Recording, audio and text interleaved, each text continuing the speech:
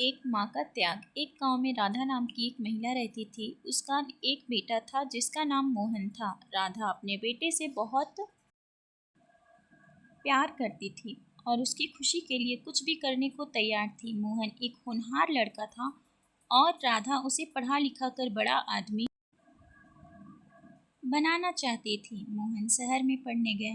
राधा ने अपने गहने बेचकर और कड़ी मेहनत करके मोहन की पढ़ाई का खर्च उठाया। मोहन भी अपनी माँ की मेहनत का सम्मान करता था और पढ़ाई में खूब मन लगाता था। एक दिन मोहन को एक अच्छी नौकरी मिल गई।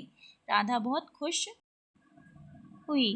मोहन ने अपनी माँ को शहर बुलाया और कहा कि अब वह उसे कभी अकेला नहीं छोड़ेगा। राधा शहर गई और मोहन के साथ रहने लगी। मोहन ने अपनी माँ के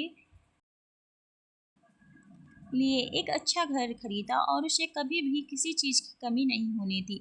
लेकिन कुछ समय बाद मोहन का व्यवहार बदलने लगा। वह अपनी माँ से चिढ़ने लगा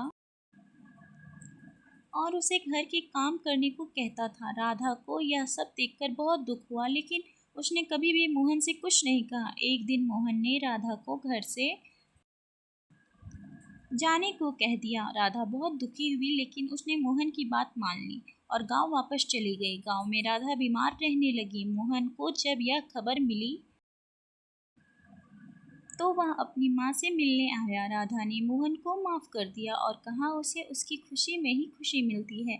मोहन